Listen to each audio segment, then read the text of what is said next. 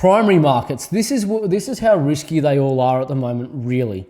So you'll see here, Perth and Brisbane are a lot more risky. And to give you an idea, this riskometer, this is kind of how it works. So I've previously done episode with the property clock, and obviously, look, it doesn't necessarily mean it's a certain point on the clock. What the riskometer is saying, if you buy here now, this is a level of risk that you are taking on by buying here. So obviously somewhere that's gone through an incredible growth phase, right, recently, is going to be more risky because it's more likely to actually go through a downturn and then obviously go down from there. So, like, in saying that though, like the thing really is that once it's actually started through its downturn, it's going to move slowly down from critical back towards very low, and then once it starts at its stabilization phase, it's going to move up towards its critical. So you'll notice that some markets here may have moved slightly down, or maybe moving slightly down,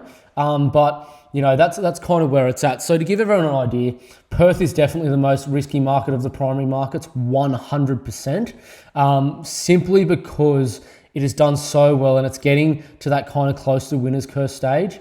So that's why it's up there. Brisbane has a bit more legs in it, so that's where it's kind of at.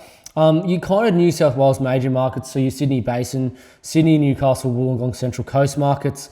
Newcastle's probably a little bit earlier in that phase than the rest of them. Central Coast and Wollongong may go through a bit more of a stabilisation first, so that's why it's medium and low. But look, Melbourne and Geelong, I mean, they cannot really go down much more in value or at all, or they're not going to probably stabilise for many more years at all. They have so much underlying pressure in terms of, number one, demand is low at the moment, but the ability to service, the ability for the local population to afford it, the actual fundamentals behind the market are so strong that the minute sentiment changes, that is going to go up. So it is easily the lowest risk market in the whole country, to give everyone an idea.